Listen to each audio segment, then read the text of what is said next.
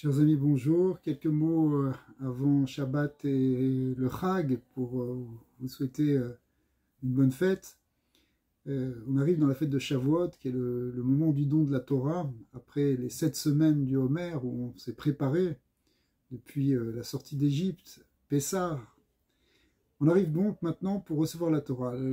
Les maîtres du Talmud sont tous d'accord pour dire que la Torah a été donnée un jour de Shabbat. Quel rapport entre Shavuot et Shabbat? Shabbat est écrit dans le Midrash que après les 6 jours de la création, il a créé le monde en 6 jours, qu'est-ce qui manquait? Il manquait rien.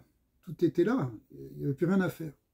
Et le Midrash nous dit que la seule chose qui manquait, c'est ce qu'on appelle la Menoucha. La Menoucha, ça veut dire la sérénité, la paix, le repos.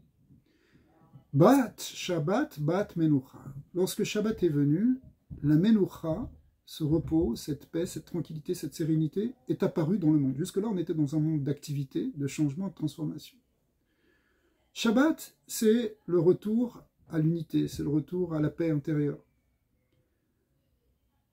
La Gemara dans Shabbat explique que sur le verset Yom HaShishi, ce Yom HaShishi, qu'est-ce que ça veut dire le 6e jour? Pourquoi c'est pas marqué Yom Shishi comme pour les autres jours de la semaine où c'est marqué Yom Revi'i, Yom Chamishi? Pourquoi il y a Yom HaShishi avec un déterminant, comme si c'est pour nous dire le fameux 6e jour? Et le Talmud de nous dire, c'est parce que ça fait référence aux 6 jours, au 6e jour du mois de Sivan, le jour où a été donnée la Torah. Et alors? Eh bien oui, la Gemara nous dit que jusque-là, jusqu'au moment de Matan Torah, le monde était encore dans un état instable. On pourrait qualifier de sous-tendu à quelque chose, à une décision, on ne sait pas ce qui va se passer, on ne sait pas encore où on va, on ne sait pas encore quel est le sens, qu'est-ce que doit donner ce monde. Et l'Agmara nous dit, si ce jour du 6 Sivan, les Béné Israël acceptent la Torah, eh bien, le monde pourra tenir, mais s'ils n'acceptent pas la Torah, le monde va retourner au Tohu Vabo, au Tohu Bohu. Alors, qu'est-ce que vient nous dire cette Gemara? La Gemara vient nous dire justement que tant que la Torah n'avait pas été donnée, tant que cette parole divine ne s'était pas révélée de manière complète, à un peuple entier, directement, ce qu'on n'a jamais vu dans l'histoire, c'est un événement absolument unique dans l'histoire, eh bien, il manquait quelque chose au monde. Il manquait ce qui lui donne du sens. Un peu comme le Shabbat, qui donne du sens à tout le travail qu'on a fait pendant la semaine. Parce que pourquoi on va travailler si ce n'est pas pour arriver à un moment, à cette menoucha, à ce repos? Eh bien, la même chose. En fait, la Torah, elle donne un sens à l'existence, elle donne une direction, elle permet de comprendre, elle permet de savoir ce qu'on est venu faire ici, quel est le sens de notre existence, quel est notre mission dans ce monde, quel est le sens de l'existence de l'humain, quel est le sens de la terre, du ciel. Ce don de la Torah a amené donc une menoucha. Sans cela, sans ce sens, on est dans le tohu vabo. Quand quelqu'un perd le sens de son existence, il est dans un chaos, il n'a pas de direction. Et ça, c'est une direction qui a été donnée pour le monde. Après, chacun y trouve sa place personnelle, mais il y a une dimension globale qui donne le sens en fait de l'humain. Qu'est-ce qui est venu faire l'homme dans ce monde, dans cet univers?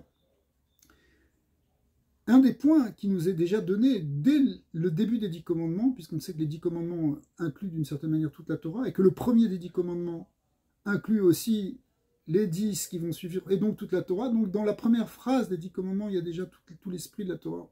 Alors c'est quoi cette première phrase? C'est Anochi Hashem Elokecha, Asher Hotzeticha Meretz Mitzrayim Bet Avadim, je suis l'Éternel ton Dieu qui t'a fait sortir d'Égypte, de la maison d'esclavage. Ce premier mot, Anochi, je suis, il exprime, nous disent les maîtres, le Rambam en particulier, il exprime l'unité d'Hachem. C'est que Hachem, il est un. Il est un, et d'ailleurs, le deuxième des 10 commandements, c'est qu'il ne faut pas avoir d'autres dieux, c'est-à-dire comprendre que cette unité, elle est complète. Il n'y a pas d'autre force dans l'univers, comme c'est expliqué aussi dans le Rambam, et dans le Balatanya, que ça veut dire que la seule existence qui soutient toute l'existence, c'est l'existence de Dieu. Il y a une unité, il y a un principe d'unité dans tout l'univers. Percevoir ce principe d'unité, percevoir le fait qu'on n'est pas séparé, que tout est unifié, que tout a un sens, que tout est harmonieux, tout est avec une intelligence, il y a une intelligence qui est partout dans l'univers. Percevoir ça, c'est ce que la Torah nous amène. Et c'est ça qui nous amène cette Ménoukha, parce que le sentiment d'être coupé, d'être exilé, d'être détaché de ce qu'on aime, etc. Tous ces sentiments-là de coupure, de rupture, ils créent un chaos intérieur. Ils créent un chaos dans le monde. Si on regarde même à un niveau collectif, les guerres qu'il y a entre les pays, comme on le voit aujourd'hui, ça exprime cette notion de séparation, de distance, de non-compréhension, de non-perception d'un principe d'unité. Si tout le monde perçoit qu'il vient d'une même source, perçoit qu'il vient d'une même existence, qu'il y a un principe unificateur dans l'univers et qu'on s'y attache, alors on peut arriver au véritable shalom et on peut arriver à la véritable menoucha. C'est pour ça que la Torah nous donne la clé pour se préparer à cette menoucha. En fait, cette menoucha, elle va vraiment se révéler avec Mashiach. C'est pour ça qu'aussi au moment de Mashiach, cette notion profonde de la Torah va se révéler encore plus. C'est-à-dire cette notion justement d'unification qu'il y a dans l'univers, unification par la Torah, elle va se révéler encore plus. Et donc, si nous maintenant on revit à Shavuot, c'est le moment de reprendre des forces par rapport à ça, de se recentrer, de retrouver notre identité, de retrouver notre identité profonde, c'est-à-dire ce qu'on est au fond de nous. Et en faisant ça, Bezat Hashem, non seulement on peut avoir accès à la profondeur de la Torah, c'est ça l'idée de Kabbalat Torah, on peut recevoir la Torah, c'est-à-dire qu'on peut avancer dans la sagesse et dans la compréhension du monde.